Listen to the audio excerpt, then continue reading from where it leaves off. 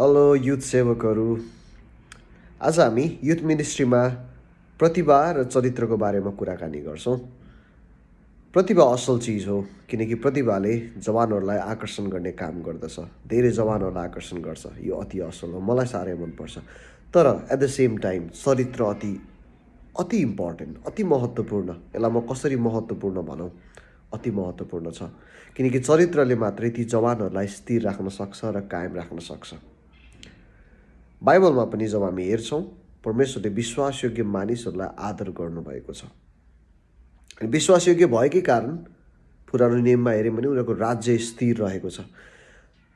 परमेश्वरले तपाईँ र मलाई जवानहरूको जिम्मा दिनुभएको छ र यी जवानहरूलाई स्थिर राख्नको लागि तपाईँ र मेरो लाइफमा क्यारेक्टर, चरित्र अति आवश्यक छ। हुन्छ, हामी चरित्रमा कुराकानी गरौँ। चरित्र चाहिँ कसैले पनि तपाईँलाई नदेखेको बेलामा तपाईँ के गर्नुहुन्छ, के सोच्नुहुन्छ, के विचार गर्नुहुन्छ, अपरिचित व्यक्तिहरूसँग तपाईँ कस्तो व्यवहार गर्नुहुन्छ।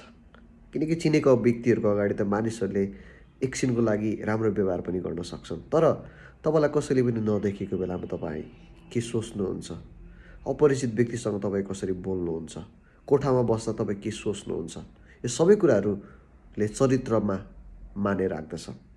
किनकि जब हामी दाउदको जीवनलाई नै हामीले हेऱ्यौँ भने हामीले दाउदले गोलियतलाई जितेको हामीलाई थाहा छ। तर दाउदले गोलियतलाई जित्नुभन्दा अगाडि भेडा चराउने काम गर्थे र उनले जङ्गलमा धेरैवटा लडाइँ जितेका थिए जहाँ मानिसहरूले दाउदलाई चिन्दैन थिए।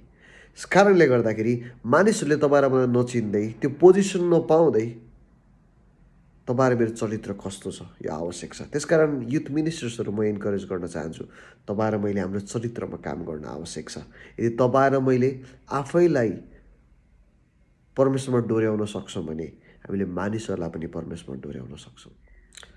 मैले यो सबै कुरा भनिसकेपछि तपाईँलाई फेरि म उत्साह दिन चाहन्छु, प्रतिभा र चरित्रलाई सँगै लैजानुहोस्। युथ मिनिस्ट्रीमा यो अति आवश्यक छ।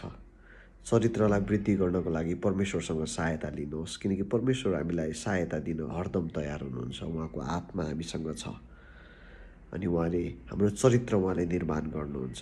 तर त्यही व्यक्तिहरूको निर्माण गर्नुहुन्छ जो चाहिँ तयार छन्, जसले आफूलाई नम्र बनाउँछ उहाँको अगाडि उहाँले चरित्र निर्माण गर्नुहुन्छ।